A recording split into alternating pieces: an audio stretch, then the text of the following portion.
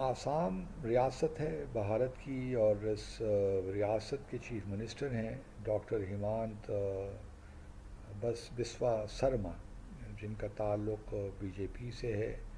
और बीजेपी जैसा कि आप जानते हैं आरएसएस का पॉलिटिकल विंग है, और आरएसएस के नज़रिए से भी आप वाकिफ़ हैं। वो चाहते हैं कि भारत को हिंदू राष्ट्र बनाया जाए।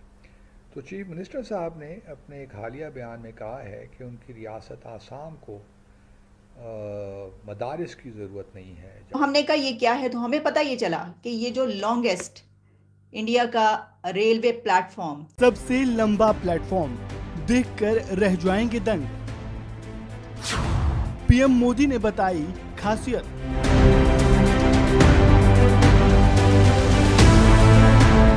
प्रधानमंत्री नरेंद्र मोदी कर्नाटक के दौरे पर हैं। पीएम मोदी ने वहां रविवार को हुबली धारवाड़ में कई विकास परियोजनाओं का लोकार्पण और शिलान्यास किया। पूरे के पूरे पाकिस्तान के अंदर जबरदस्त खौफ है। पाकिस्तानी इसी बात से डरे हैं। 2014 के बाद से वो देख रहे हैं नरेंद्र मोदी जी का, उन्होंने उदय देखा, फिर उन्होंने देखा किस तरीके से योगी आदित्यनाथ जी का उदय हुआ। योगी आदित्यनाथ जी की पॉलिसी से कितना ज्यादा पाकिस्तानियों में हाहाकार मच गया, अफरा तफरी मच गई। आप सबने पुराने कई सारे वीडियोस देखे ही होंगे। आजकल एक नया नाम पाकिस्तान के अंदर घूम रहा और पाकिस्तानियों की चीखें निकाल रहा है, सपनों में भी सोने नहीं दे रहा। वो है हेमंता बिश्वा शर्मा जी का नाम, जो कि असम के मुख्यमंत्री। उनके जो एक के बाद एक फैसले हैं, या तो वो किसी भी मंदिर गुरुद्वारे के 5 किलोमीटर के दायरे में ना बीफ कटेगा, ना बीफ बेचा जाएगा, ना बीफ खरीदा जाएगा, ना ही कोई खा सकता है। ऐसे ऐसे कानून लाना, उसके बाद अभी ये जो कानून आ रहे हैं, इन सब से पूरे पाकिस्तान में हाहाकार मच गया कि आखिर कोई नेता भारत में भी ऐसे राज्य में जहाँ की मुस्लिम आबादी तकरीबन 40% है, वहाँ पे ऐसे रेडिकल फैसले, ऐसे कठिन फैसले कैसे ले सकता है। जहाँ मुसलमान बच्चे पढ़ते हैं, अब इन मदारिस को बंद हो जाना चाहिए। और क्योंकि आसाम को अगर ज़रूरत है तो वो स्कूलों की है, कॉलेजेस की है, यूनिवर्सिटीज़ की है, मदारिस की नहीं है। और उन्होंने ये भी कहा कि जब से वो चीफ मिनिस्टर बने हैं तकरीबन 2 साल पहले, उस वक्त से लेकर आज तक 500 से ज़ायद मदारिस को तो बंद कर दिया गया है, या जहाँ कहीं भी कोई रेजिस्टेंस आई तो उन मदारिस की इमारतों को बुलडोज़ कर दिया गया। तो और साथ में उन्होंने ये भी कहा है कि ये मदारिस जो हैं बुनियादी तौर पे जो बांग्लादेश की इस्लामी तंजीमें उनके ज़ेर असर हैं, और वहाँ से ये वायलेंस आता है, और एक लिहाज से बच्चों को एक्सट्रीमिज़म और दहशतगर्दी की तरबियत दी जाती है। इस पे जो आसाम के मुसलमान हैं वहाँ बड़ा रिएक्शन है, बल्कि वेल नोन मुस्लिम लीडर बदरुद्दीन जमाल साहब ने अपने एक बयान में कहा है, इसको कंडेम किया इस पॉलिसी को, और कहा है कि जो मुसलमानों के ख़िलाफ़ ऑपरेशन हो रहा है इसको फौरी तौर पे बंद किया जाए। लेकिन मेरे ख़्याल में कि जो आसाम के चीफ मिनिस्टर हैं वो डिटर्मिन्ड हैं कि मदारिस के ख़िलाफ़ ये एक्शन जारी रहेगा।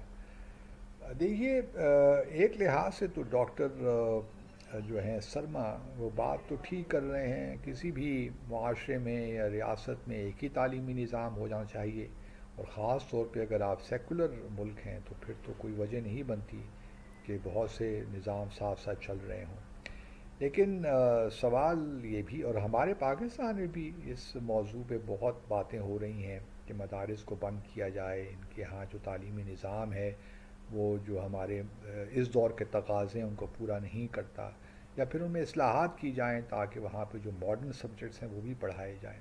बात तो ठीक है, लेकिन क्वेश्चन यही है कि जो भारत में हो रहा है वो शायद उस तनाजुर में अगर चीज़ों को देखा जाए तो फिर सीरियस कंसर्न्स तो रेज़ होते हैं।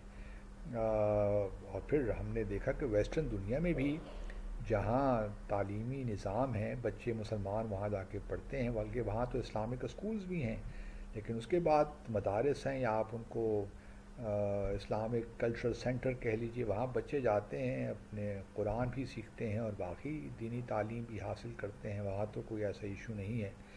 जनवरी 2023 में इसको इनॉग्रेट किया है इंडिया के पीएम मोदी ने। इसका नाम Guinness book of world record में भी आ गया है। और गिनेस बुक पे फिर मैं गई, मैंने कहा देखें यहाँ पर क्या है, तो उसमें ये आ रहा है कि उसकी डिटेल्स हैं। और ये जो है construction was part of A remodel project of A railway yard और फिर और कुछ डिटेल्स हैं इसके सामने। तो इस तरीके से जहां और बहुत सारी डेवलपमेंट्स में और प्रोग्रेस में इस वक्त हम देख रहे हैं कि हमारा हमसाया तरक्की करता हुआ। बाद पीएम मोदी ने पुनर्विकसित हॉस्पेट रेलवे स्टेशन राष्ट्र को समर्पित किया। पीएम के इस कार्यक्रम में एक कीर्तिमान भी रचा गया, जहां हुबली रेलवे स्टेशन पर दुनिया के सबसे लंबे प्लेटफॉर्म का भी उद्घाटन हुआ। इस रेलवे स्टेशन के प्लेटफॉर्म नंबर 8 की लंबाई 1560 मीटर है। आगे निकलता हुआ नजर आ रहा है। हर रोज हमें कोई ऐसी खबर मिलती है और फिर हम कहते हैं ओह अब हम क्या करें, अब बुराई का कौन सा और तरीका ढूंढे। फिर हम कहते हैं तरक्की कर रहा है, लेकिन देखो वहां पे क्या हो रहा है, ह्यूमन राइट्स की तरफ देखो। ओहो, तुम लोग इंडिया के पीएम मोदी को कहोगे ये कर तारीफ करोगे? तौबा तौबा। क्यों? आजादी के बाद कई दशकों तक हमारे यहां यही सोच रही कि अच्छे शिक्षा संस्थाओं का विस्तार होगा तो उसके ब्रांड पर असर पड़ेगा, क्योंकि बहुत जो बड़ा बैकलॉग जो है वो हो गया है पेमेंट्स का, और यहाँ से जो है वो पैसा नहीं आता, बहुत सी प्रॉब्लम्स हैं। तो पाकिस्तान के लिए जो बाहर की फ़्लाइट्स हैं, अमेरिका की और लंदन की ख़ास तौर पर 2-3 कंट्रीज़ जो हैं उनकी फ़्लाइट्स का जिक्र आया हुआ था, एक खबर थी। तो उन्होंने कहा है कि ये अब हो सकता है कि आने वाले दिनों में यहाँ से वो अपनी जो एयरलाइंस है वो अपनी फ़्लाइट्स बंद कर दें। इसका नाम Guinness book of world record में दर्ज हो चुका है।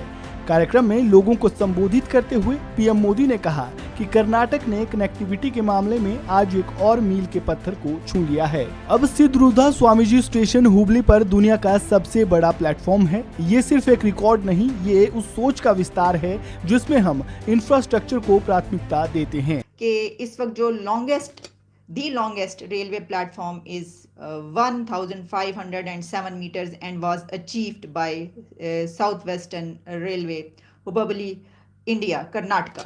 ये इसके अंदर और भी डिटेल्स हैं कि अब इसको जो है ये दुनिया का सबसे लॉन्गेस्ट रेलवे प्लेटफॉर्म कहा जा रहा है। लग यही रहा है कि IMF ने कहा है कि जो न्यूक्लियर प्रोग्राम है पाकिस्तान का उसको थोड़ा सा स्लो डाउन किया जाए।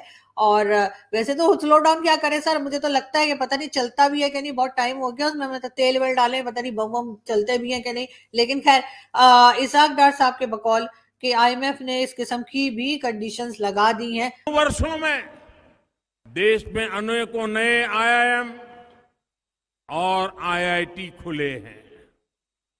आज का ये कार्यक्रम भी भाजपा सरकार की इसी प्रतिबद्धता का प्रतीक है। तो मोदी जी को ना बस आराम से बैठे जी, क्या हो गया, अगर हमारे पास भी एक बम रखा हुआ है तो हमने बस डराने के लिए रखा है, चलाने के लिए थोड़ी रखा है। ये भी कहा जाता है कि जी एटम बम जो होता है ना वो डराने के लिए होता है, चलाने के लिए नहीं होता।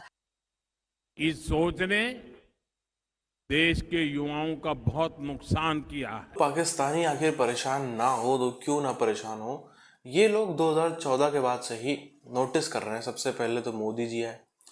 मोदी जी बहुत ही ज़्यादा खराब लगते थे पाकिस्तानियों को, अभी भी कहीं ना कहीं लगते हैं, लेकिन जब जब वो नाम सुन लेते हैं योगी जी का, वहाँ पर उनको मोदी जी बहुत अच्छे लगने लग जाते हैं, एकदम देवता तुल्य इंसान लगने लग जाते हैं।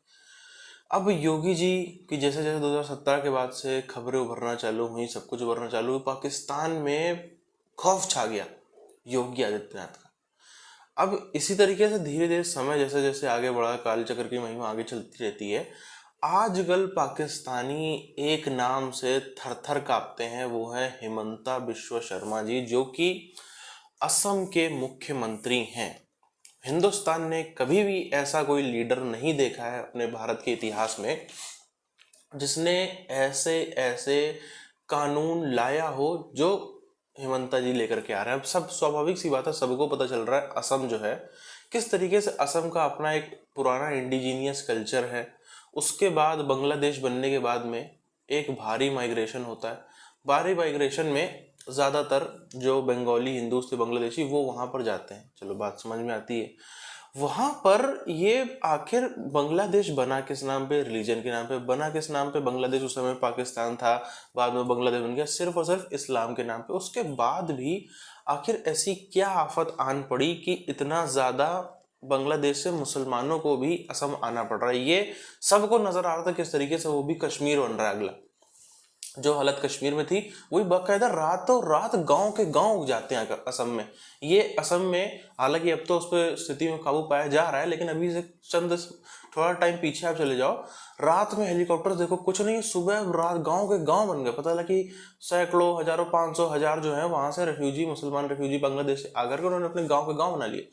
इतनी ज्यादा डेमोग्राफी में चेंज आ गया असम की कि वहां पे असम का जो लोकल पीपल है उन लोग को समझ में आने लगा कि चंद सालों में जो वहां का प्रमुख रिलीजन हुआ करता था सनातन धर्म, वो माइनॉरिटी बनने ही वाला है, ज्यादा समय नहीं लगने वाला। इसकी वजह से वहां पे ऐसे कानून लाने संभवतः बहुत ज्यादा जरूरी है, जैसे अभी वहां पे हिमंता बिस्वा शर्मा जी लेके आ रहे हैं। उसके बाद ये तो चलो एक पार्ट है उनकी जो भी पॉलिसीज वगैरह, उसके अलावा जो उनका पॉलिटिशियन, जिस तरह के वो पॉलिटिशियन भी, उनकी वो भी जर्नी बड़ी गजब की है।